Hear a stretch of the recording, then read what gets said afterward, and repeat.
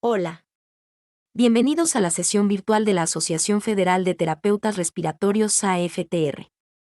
El día de hoy hablaremos de la fisioterapia en sinergia con la terapia respiratoria. Sesión impartida por el fisioterapeuta mexicano Luis Tonatiuh Archundia. Muy bien, pues antes que nada, buenas noches a todos. Mi nombre es Luis Archundia. Efectivamente, soy licenciado en fisioterapia. Estudié la carrera de medicina también, la cual no ejerzo, por eso siempre digo que soy un fisioterapeuta. Y bueno, actualmente estoy culminando la maestría en cardiopulmonar y he tenido cursos universitarios de fisioterapia y rehabilitación pulmonar. Por eso es que soy un fisioterapeuta con un enfoque en la atención de patologías respiratorias y pues siempre me ha caracterizado tener buena relación con los inhaloterapeutas, con los terapeutas respiratorios, con los médicos de rehabilitación, los de alta especialidad en pulmonar también, porque me parece que siempre cuando están presentes estos personajes respetamos mucho el área de injerencia de cada quien. Y este es un tema que la verdad voy a compartirles con mucho gusto para que podamos desglosar más que nada cómo nos podemos apoyar entre las áreas desde el punto de vista que tengo de la fisioterapia con el abordaje de pacientes respiratorios y que obviamente los terapeutas respiratorios que se unan a la plática o la puedan ver posteriormente por las redes sociales, pues puedan tener que tenemos algunos puntos de encuentro y de mejoramiento, sobre todo para la atención de pacientes, que es lo importante, ¿no? En estas áreas respiratorias, pues la pandemia vino a sacar a la luz muchas cosas, que son las deficiencias que tenemos en el sistema de salud de nuestro país, lo cual de manera emergente, obviamente a la gente que estábamos a lo mejor más empapados de todo esto, nos tocaron cargas de trabajo más excesivas, la exposición al riesgo durante la pandemia, y pues bueno, creo que aquí estamos todavía y todavía no nos ha tocado este bicho, esperemos que ya pase y que obviamente todo esté más solucionado, ¿no? Trabajo en el IMSS de Morelia, ahorita estoy de licencia y tengo actualmente un consultorio en Los Cabos y me dedico a la formación y capacitación de profesionales de la salud, así como pues obviamente los pacientes y la práctica diaria en pacientes principalmente con patologías cardiopulmonares. Entonces vamos a iniciar. La fisioterapia en sinergia a la terapia respiratoria.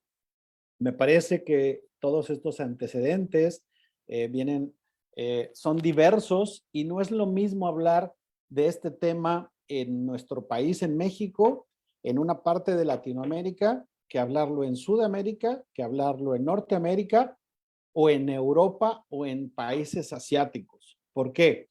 Porque las formaciones son muy diferentes. Entonces tenemos que aterrizar primero que tanto las competencias como las formaciones son diversas en cada país. Entonces es muy difícil, por ejemplo, que alguien sudamericano que tiene obviamente una gran formación en áreas cardiopulmonares, pues obviamente sobrepasa lo que es la formación en nuestro país de ciertas áreas, sobre todo en áreas respiratorias como tal.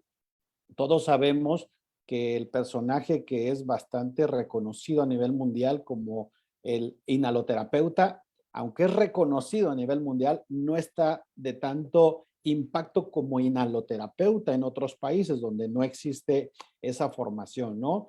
En un trabajo inicial de la parte de la maestría me tocó hacer una revisión donde se daban esos programas y hay 3 o 4 países donde se dan. Algunos son un poco medio combinados, ¿no? Por ejemplo, Costa Rica y otros países donde son como técnicos en cardiopulmonar. Muchos han hecho ya la opción a la licenciatura en terapia respiratoria y algunos obviamente formados por instituciones, pero con una gran capacidad, ¿sí? Con un gran entrenamiento y que obviamente están siempre en esta forma de estarse capacitando. Entonces, vamos a tratar de dar el enfoque que yo tengo de la fisioterapia, tratando de que sea muy beneficioso el impacto de la plática sobre las áreas de terapia respiratoria y que no estamos en competencia, simplemente tenemos que hacer sinergia y favorecer. Por eso les ponía esta imagen a nivel mundial, porque las formaciones son muy diversas. Entonces alguien puede opinar de una forma de punto de vista que haga un poco de divergencia con lo demás. Entonces, primero, ¿qué es sinergia? ¿No? Es esta parte de coordinar las actividades y en donde el rendimiento va a ser mucho más superior que si se hace de manera aislada y separada. Me parece que la pandemia vino a poner en muchos de los grupos en áreas de hospitalización, de que no teníamos otra más que hacer equipo. Esa es la realidad, ¿no? Entonces la pandemia vino a demostrar que tenemos que trabajar en equipo en beneficio del paciente, y la parte de fisioterapia y la terapia respiratoria son de los vínculos más fuertes que pueden hacer sinergia, ¿sí? Cuando trabajamos de manera aislada, podemos incurrir en ciertos errores que se salen de errores que no deberían de estar presentes. Por ejemplo, si un paciente lo nebulizan, le ponen un broncodilatador y el fisioterapeuta llega y no conoce los efectos de ese broncodilatador, de esa nebulización, y el paciente está taquicárdico, obviamente que la respuesta y la demanda para el ejercicio que los ponemos a hacer en fisioterapia, como la movilidad, se puede ver afectada. Entonces, algo que siempre manejo es los tiempos oportunos de la atención, ¿no?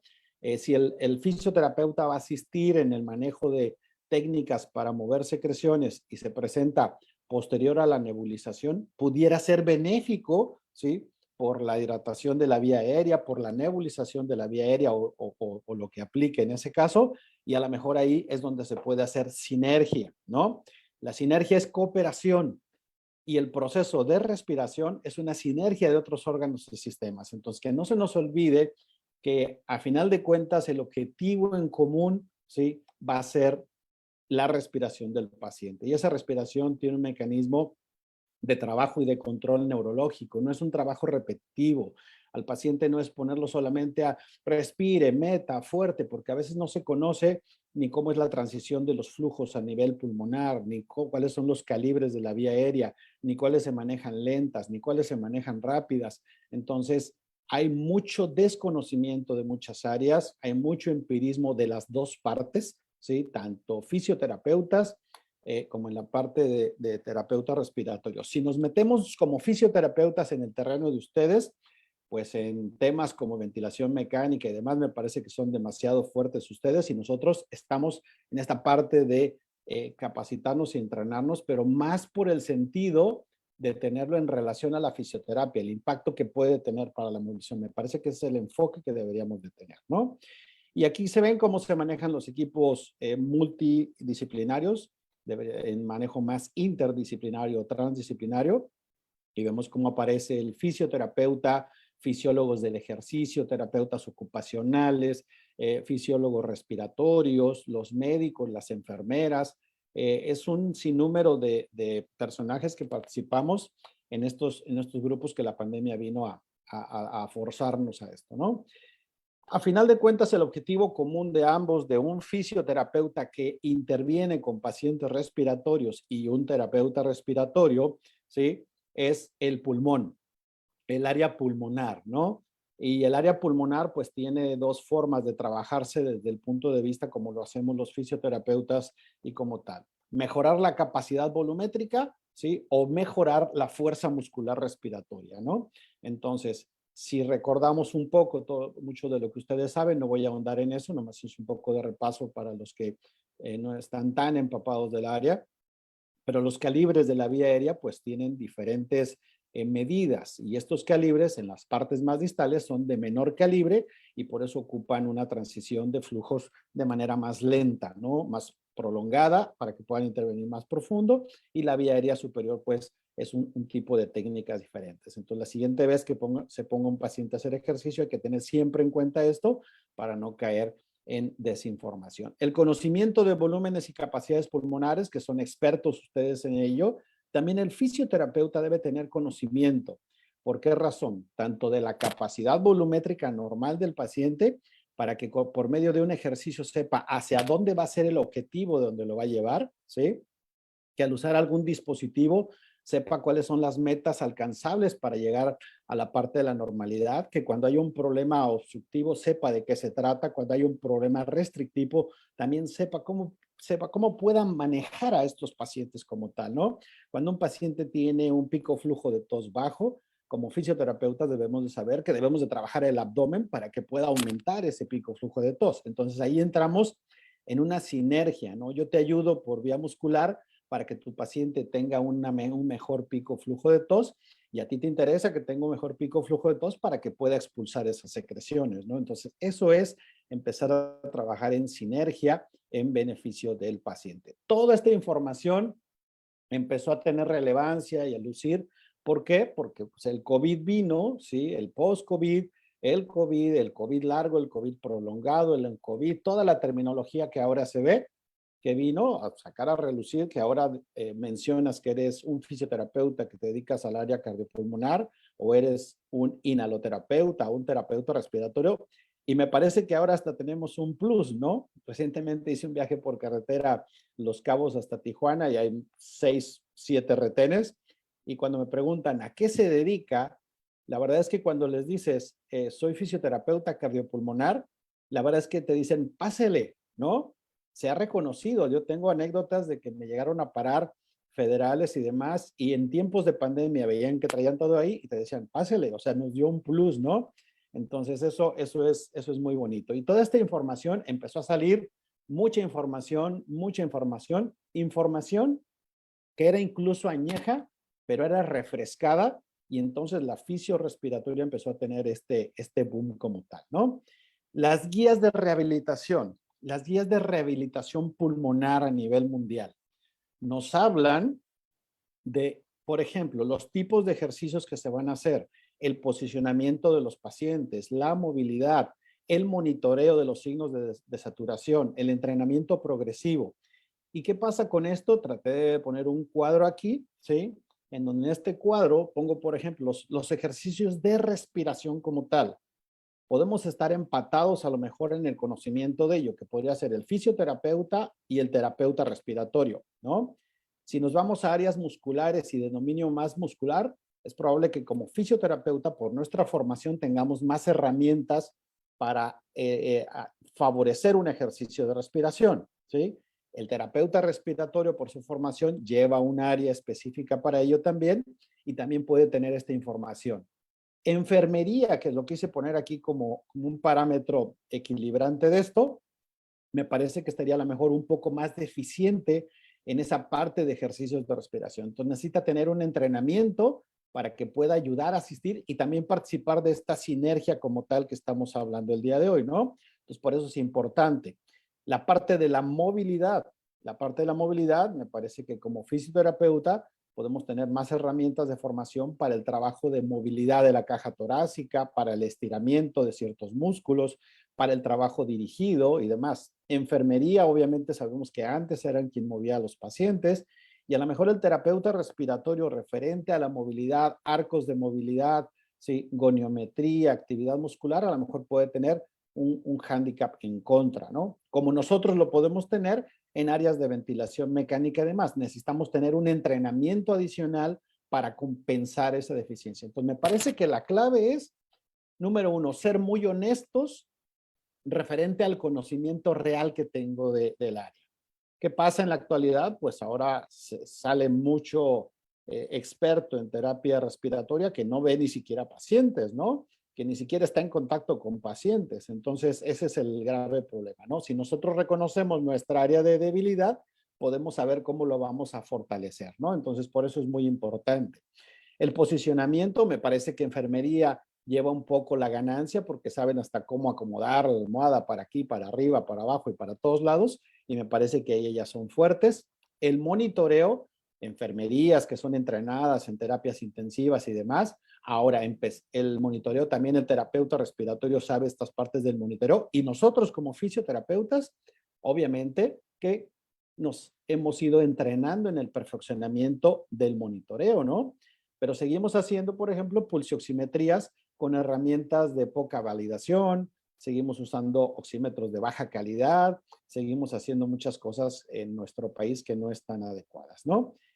Y el entrenamiento progresivo, me parece que los fisioterapeutas y los que nos entrenamos más en área cardiopulmonar, pues a lo mejor tenemos muchas más herramientas o habilidades para el desarrollo de esto como tal, ¿no? Entonces, por eso es muy importante el conocimiento, que en las guías de rehabilitación pulmonar están establecidos, y aquí quise poner un comparativo de las habilidades que podemos tener. Entonces, es trabajar en sinergia, ¿no?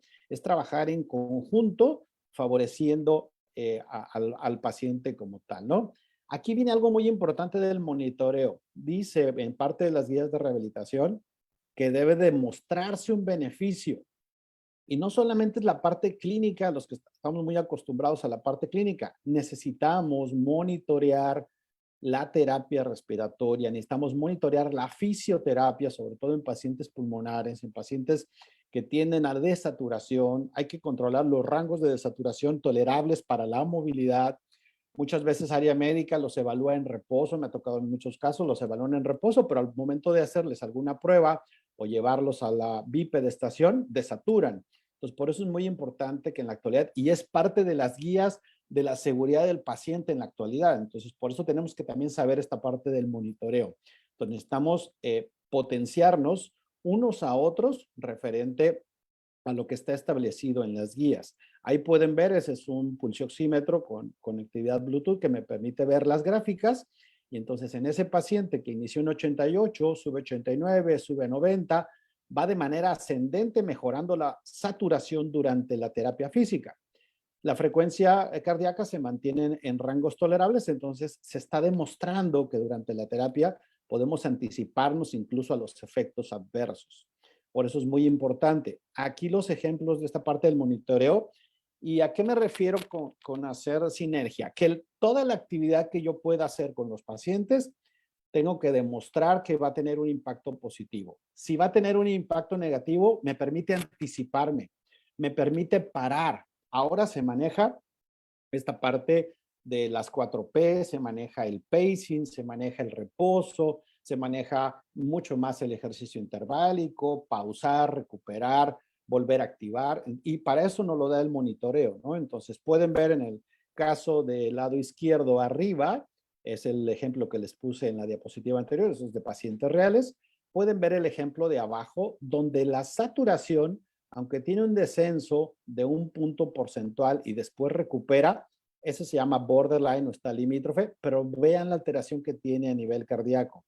¿Qué pasa? Necesitamos informar al área médica que está ocurriendo datos de inestabilidad hemodinámica, o en este caso, tanto taquicardia como bradicardia durante la sesión, y entonces debemos de saber parar para que se hagan los ajustes. Ellos ya determinarán, ¿sí? Y si en este caso específico el medicamento sugirió un medicamento que se llama beta bloqueador, que puede hacer esta parte de las 3 R's, ¿no? Que regula, retarda y refuerza, regresa con nosotros como fisioterapeuta o terapeuta respiratorio, y si no contemplamos que tiene un medicamento que nos está frenando esta parte de la regulación cardíaca, no quiere decir que nosotros tengamos que aumentar las cargas de trabajo porque nos está teniendo una mejor tolerancia al ejercicio.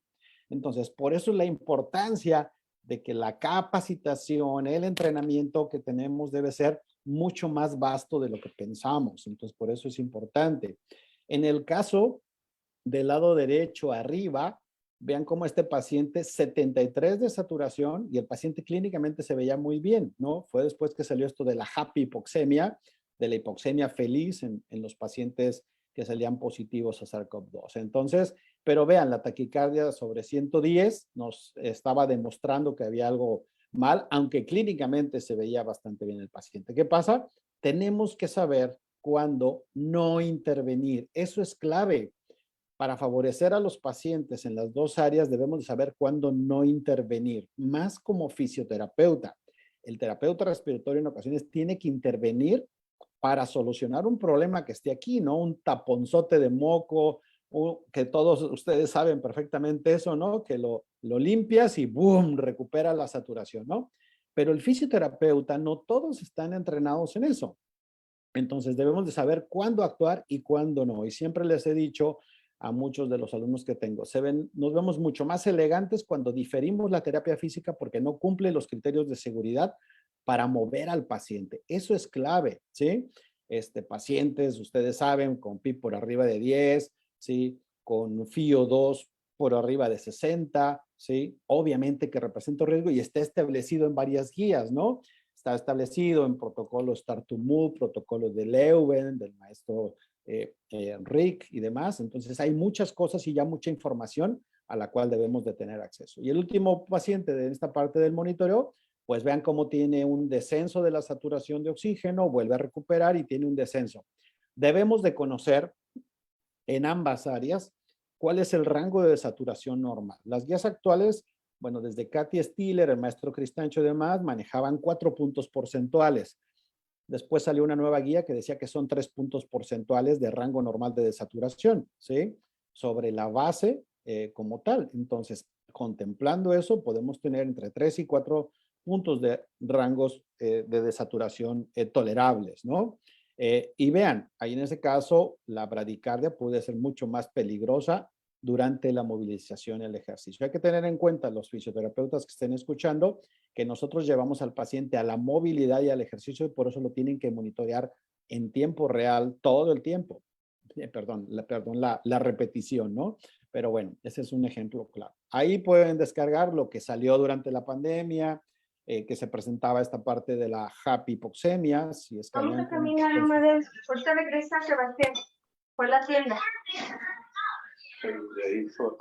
Pueden cerrar mi... Ok. Ahí pueden escanear con su celular y pues se les despliega ese artículo para quien no tenga información. Me parece que ya muchas personas saben qué es la hipoxemia y saben a qué se refiere y quien no, ahí pueden escanear con su celular y se les despliega el artículo, ¿no? Entonces, ¿qué otros factores intervienen durante esta sinergia como tal, ¿no? Muchos factores. El fisioterapeuta puede de manera errónea llevar a una fatiga muscular respiratoria extrema a los pacientes. Y obviamente que eso puede repercutir en el actuar del terapeuta respiratorio. ¿Por qué? Porque se va a encontrar un paciente fatigado, se va a encontrar un paciente muy cansado por exceso de trabajo físico y entonces ahí ya no se trabaja en sinergia. Entonces debemos de conocer ambas partes para poder trabajar en mejoría del paciente. Y esta fatiga respiratoria puede tener condicionantes como desde las reservas energéticas.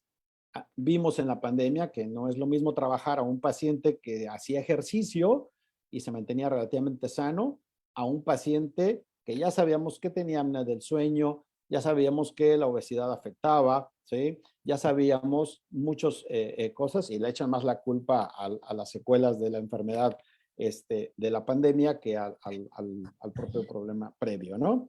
La irrigación sanguínea, la baja perfusión tisular, ¿sí? Hay pacientes que nos piden que se muevan, pero tienen hemoglobinas por abajo de 7, ¿no? Entonces, no justifica el mover a un paciente bajo esos pocos requerimientos porque no hay la volemia circulante para la movilidad de esos pacientes. La parte nutricional es muy importante.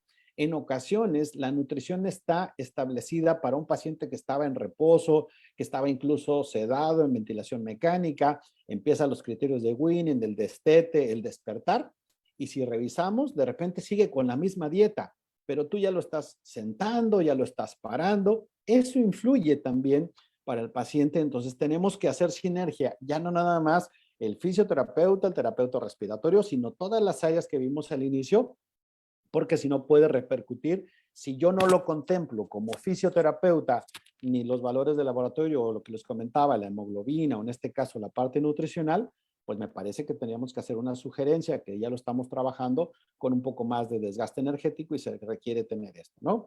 El control neurológico es muy importante. ¿Cuántos de ustedes y cuántos no hemos visto a los pacientes con secuelas, sobre todo post-COVID, que quedan con asincronía respiratoria?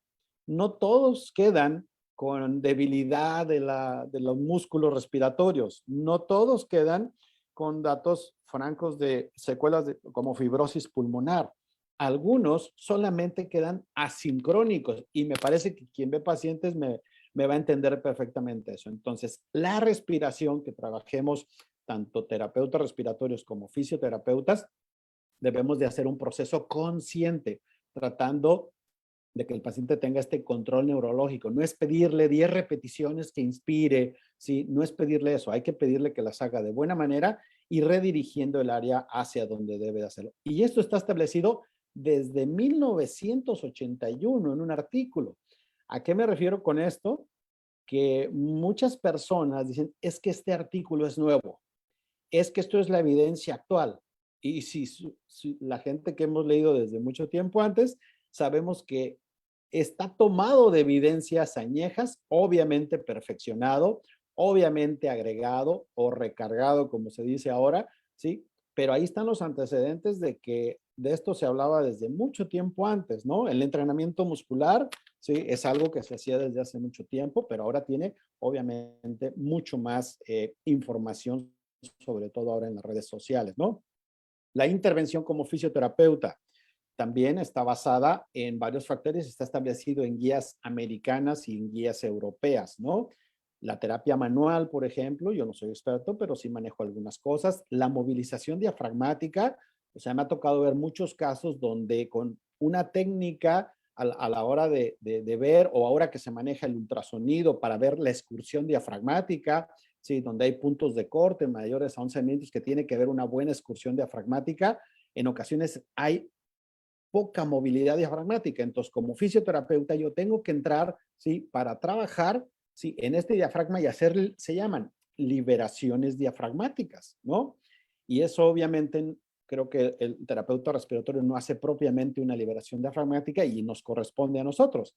Pero ¿qué pasa si hay información entre los dos y hacemos sinergia? Si área médica toma un ultrasonido, ve que hay poca excursión diafragmática, poca movilidad, ¿sí?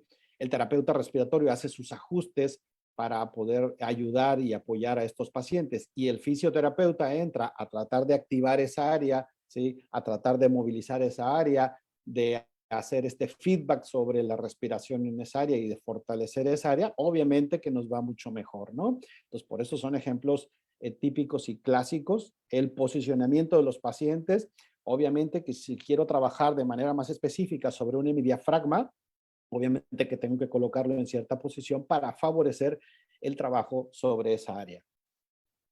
¿Ok? Cuando el diafragma se contrae, ahí pueden ver cómo se mueve, junto cómo con el desciende. central, Para se mueve hacia abajo, expandiendo los pulmones y se ve la excursión. ¿Ok? La evidencia en rehabilitación pulmonar nos marca algunas cosas. Es muy diferente leer literatura americana, literatura europea y literatura sudamericana. ¿A qué me refiero con esto? Hay ciertas cosas ahí, por ejemplo, que ven algo que es muy criticado, ¿sí? Pero hay que leer un poco más allá, ¿sí? Ahí sí ven que dice algo, inspirometría incentiva, la cual es muy, muy satanizada. Efectivamente no se usa en paciente crítico, efectivamente aumenta la presión transpulmonar, no es el dispositivo más indicado por esa razón, crea sobrecarga cardíaca, ¿sí? Y tiene poca evidencia, ¿ok? El volumétrico tiene más evidencia, ¿sí? Y es solamente un apoyo de feedback visual para las técnicas que hacemos con el paciente. Entonces, esos dispositivos solamente representan un feedback visual. Entonces, por eso son mal usados, hay poca evidencia, ¿sí? Y se puede trabajar sin ellos perfectamente, pero es solamente un feedback visual para el paciente, ¿no? No es pedirle que haga 3 repeticiones de 10 y que las haga diestra y siniestra y que levante las pelotas fuerte y rápido hacia arriba, porque eso va en contra de ventilar las áreas más distales, porque tendría que ser de manera más lenta, prolongada y profunda, ¿no? Y esas características sí las cumple más un volumétrico, el cual tiene hasta un target o un área donde se debe mantener a cierto flujo para que pueda ser así, ¿no? Entonces, está en las guías americanas y los americanos son bravos con las demandas. Entonces, hay que ser muy prudente cuando se lee o se leen ahora muchos memes como tal. Entonces, me parece que no es indicado para todos, pero en algunos casos hay algunos donde pudiera ser en apoyo a el trabajo con el paciente, pero no lo es todo. El entrenamiento diafragmático está justificado en varios artículos, incluso metaanálisis, donde mejoran los pacientes con insuficiencia cardíaca y mejoran los pacientes con, obviamente, debilidad de los músculos respiratorios, pero tiene que ser de manera medible para garantizar esto y que el trabajo va a ser adecuado, ¿no? Entonces, se recomiendan 30 inspiraciones máximas para hacer esta parte de la resistencia y se puede hacer a través de entrenadores lineales o entrenadores lineales de flujo cónico, ¿no? Que ahora son los mejores, ¿no? Como, aunque no quiero decir marcas, pero hay algunos como estos, ¿no? Que por ahí van a ver un poquito el trabajo, ¿sí? Hay varios entrenadores lineales que son los de más evidencia, incluso son de niveles de evidencia 1A, ¿sí? el entrenamiento de ejercicios de estiramiento, ejercicios para mejorar la tos, ¿sí? Y todas las técnicas pulmonares que quieran ver. Ahí están algunos trabajos que se han hecho, ¿sí? A nivel mundial. Las opciones para el entrenamiento diafragmático. ¿Por qué podemos trabajar en sinergia? Me parece que siendo muy realistas y muy francos, hay fisioterapeutas que estamos entrenados en área cardiopulmonar y vemos pacientes respiratorios. Hay terapeutas respiratorios que también obviamente les toca hacer programas de ejercicio en estos pacientes. ¿Por qué? Porque no hay los suficientes en el país, ¿sí? Porque las demandas, todos los inhaloterapeutas que conozco tienen un montón de trabajo, ¿no? Toda la gente que nos dedicamos a esto también, tenemos que diferir hasta un poco de trabajo porque a veces no alcanzamos a ver esta parte, ¿no? Esta parte es muy importante, el entrenamiento y las opciones para el entrenamiento diafragmático. Si tú como fisioterapeuta ni siquiera sabes hacer un buen tipo de entrenamiento diafragmático o una buena respiración diafragmática, pues va a ser muy difícil que tu paciente lo pueda hacer. Entonces es muy importante, ¿sí? Que tú lo puedas primero hacer de buena manera y trabajarlo. Y las opciones son diversas. Entrenadores lineales de flujo cónico, ¿sí? Bandas de resistencia progresiva, ¿sí? Técnicas de inhalación, exhalación, ¿sí? Y algunas otras técnicas, sobre todo de movilización de flujos y demás. Pero las técnicas para el entrenamiento. Incluso, recientemente yo fui a Uruguay, al final viene una diapositiva, hicieron un trabajo manual de liberación, medí la Pimax antes, liberaron, medí la Pimax después y me llevé una sorpresa. Sí funcionó y aumentó mucho la Pimax. Entonces, mientras tú lo midas y tengas la manera de comprobarlo, me parece que en ocasiones hay que estar un poquito escépticos a algunas cosas, ¿no? Ahí pueden ver las gráficas que despliega el entrenador lineal de flujo cónico y nos permite ver la relación de la fuerza con la capacidad volumétrica. En estos casos, por ejemplo, hay muchos pacientes que trabajan mucho la fuerza, pero lo que necesitan son ejercicios de mejoría de capacidad volumétrica, ¿no? Estos pacientes con fibrosis pulmonar y demás, no todos necesitan forzosamente que trabajes la fuerza. Entonces, tenemos estas dos cosas, o trabajas la fuerza y la capacidad volumétrica, la fuerza, o ambas.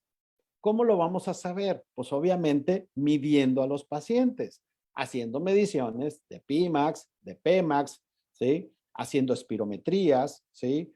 Haciendo todas las pruebas respiratorias, ¿sí?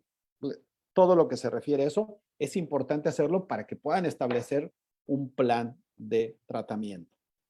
Vean las comparativas que nos puede dar la ventaja de estos equipos, en donde podemos ver la respiración, los joules, podemos ver los centímetros de agua, ¿sí? Esos 128 centímetros de agua que dicen, wow, pues es porque es de un boxeador profesional, ¿no? Donde están por arriba de lo normal.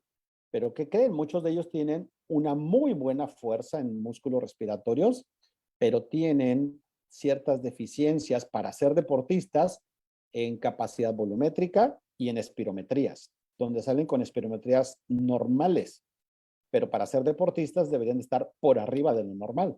Entonces, eso es muy importante para el trabajo en diferentes áreas de la fisiorrespiratoria y me parece que aquí son los puntos donde podemos fortalecer y hacer sinergia con los terapeutas respiratorios para la mejoría de muchos de estos pacientes, ¿no?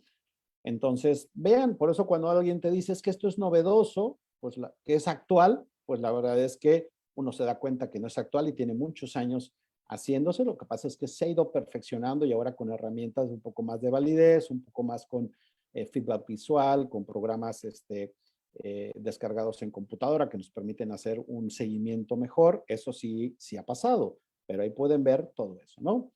Las guías de Stanford. Las guías de Stanford referente a recomendaciones sobre rehabilitación pulmonar, ¿sí? Nos establece ciertos puntos donde podemos hacer mucha sinergia con los terapeutas respiratorios o inhaloterapeutas, pero siempre contemplando las medidas de seguridad para ello. Por eso puse algunas interrogantes en el cuadro, ¿sí? ¿Por qué razón? Porque en ocasiones estos tipos de ejercicios que se hacen no monitoreados, que ahora se recomiendan monitoreados, no solamente en los pacientes con post-COVID, sino en muchos de los pacientes respiratorios, ¿sí?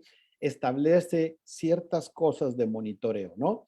Que incluso, ¿sí? Algunos pacientes, si fuera ideal, pues sería no solo la oximetría, ¿no? Sino también la capnografía, poder evaluar esta parte durante las formas de incluso de ejercicio y demás para poder contemplar ciertos déficits como tal, ¿no? Entonces, por eso es importante la dosificación de las cargas, conocer las medidas de seguridad, los puntos de variabilidad, por ejemplo, de la tensión arterial media, los cálculos de las frecuencias cardíacas máximas, ¿sí? Los rangos de desaturación e implementar oxigenoterapia durante las intervenciones de la terapia física. Al final viene un artículo para que lo vean, ¿sí? ¿Por qué? Porque está justificado en guías, ¿sí? De práctica clínica y de práctica en fisioterapia sobre todo, del uso de oxigenoterapia en aquellos pacientes donde esté justificado, sin exceder los límites tolerables también para no caer en hiperoxia, ¿no? Entonces es muy importante esto. Aquí vienen unos ejemplos clásicos, por ejemplo, de todo esto que tenemos de rehabilitación en los sobrevivientes, sobre todo el COVID, que hay mucha información. Ahí si le ponen con su celular, se les descarga el artículo completo. Quise tomarlo, ¿por qué razón? Por la siguiente razón. Porque si se fijan, se inicia la parte principal y la parte de arriba que está con la flecha, nos habla principalmente la parte pulmonar, la parte neuromuscular, la función física, disfagia incluso, que también manejamos disfagia, ¿sí? En muchos de estos pacientes pulmonares.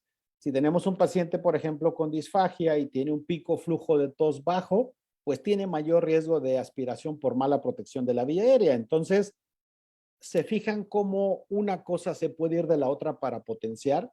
Pues me parece que el punto de cuestionamiento en esta plática es que tenemos que hacer sinergia, tenemos que tener comunicación entre diferentes áreas para ver cómo podemos ayudar y ayudar sobre todo al objetivo principal que es el paciente, ¿no?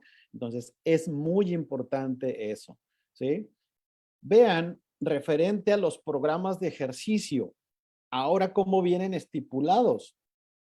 La fisioterapia se ha revolucionado, ¿sí? Junto también con la inhaloterapia y la terapia respiratoria, ¿sí? Pero vean, los ejercicios, ya sean acostado, sentado o de pie, te dice que primero inicies con ejercicios de respiración profunda durante 2 minutos.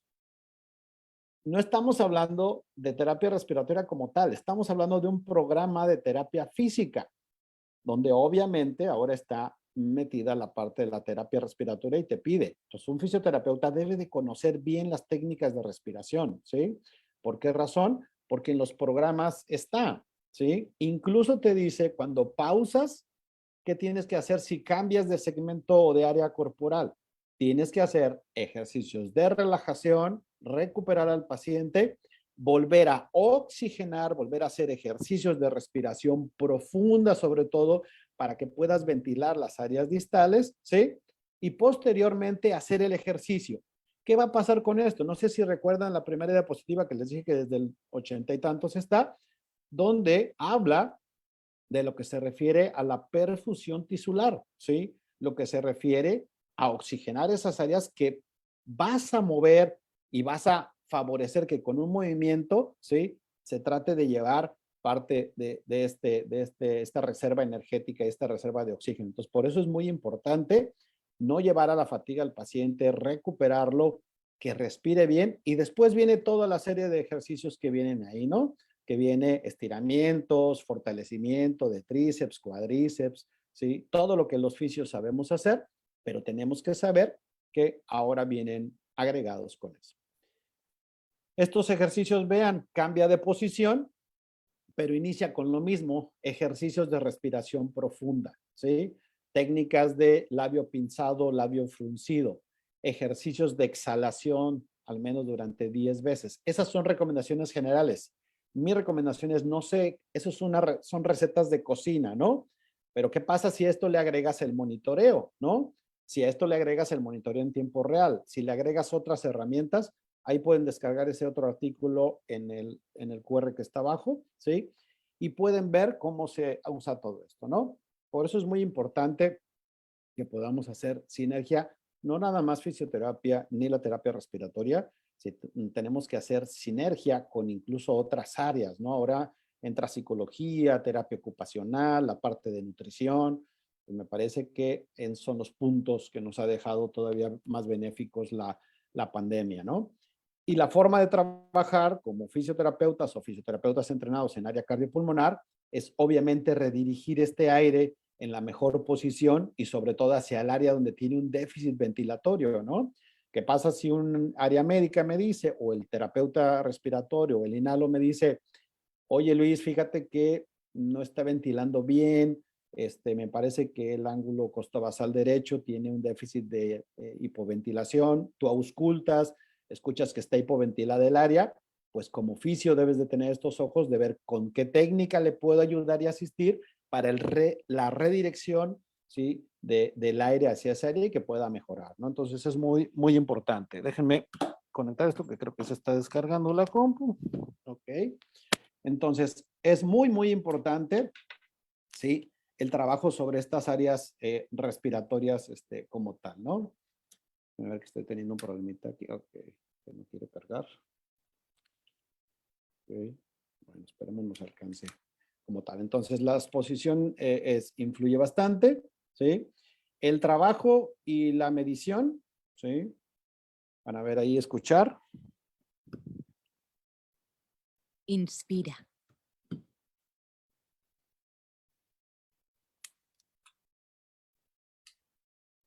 Exhala.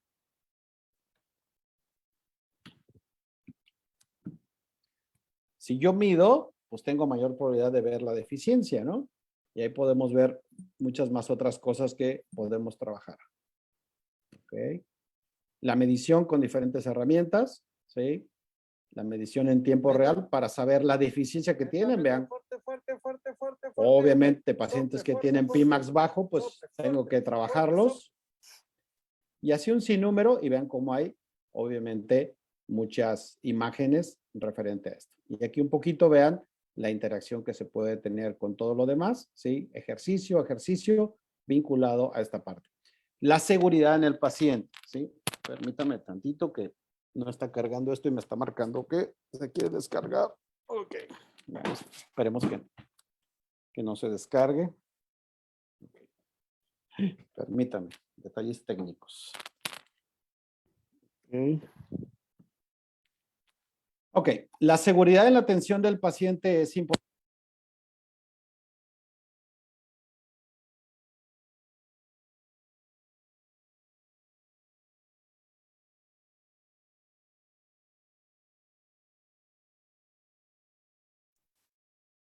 Luis, no te escuchamos.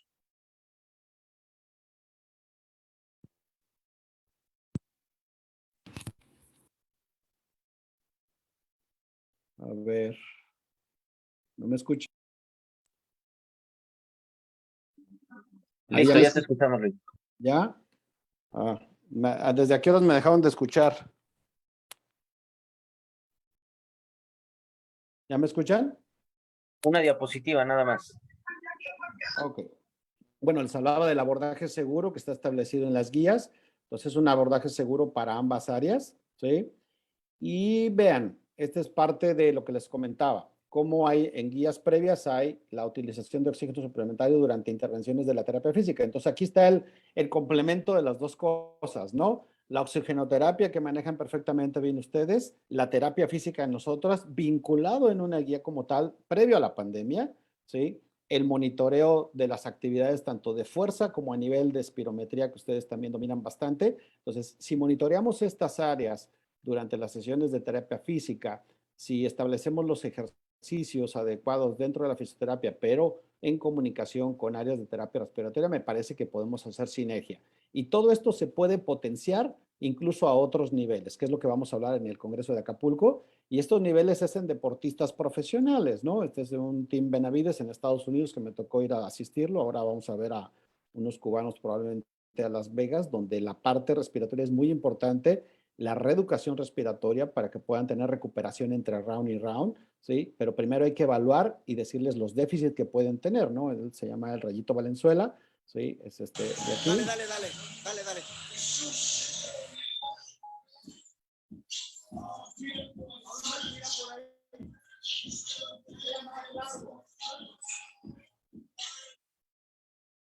Es el mismo de acá. Fast follow, like I mentioned, June 23. He lands a good series of punches there. 2019, getting that. Oh, down goes Clark. Y obviamente me toca evaluarlos. Le acaba de perder, por cierto, pero bueno, la idea es que pueden llevar todo esto de la fisiorrespiratoria a otros niveles, que es lo de lo que vamos a hablar. Y bueno, espero que la batería me dure para las preguntas. Ahí están mis redes sociales.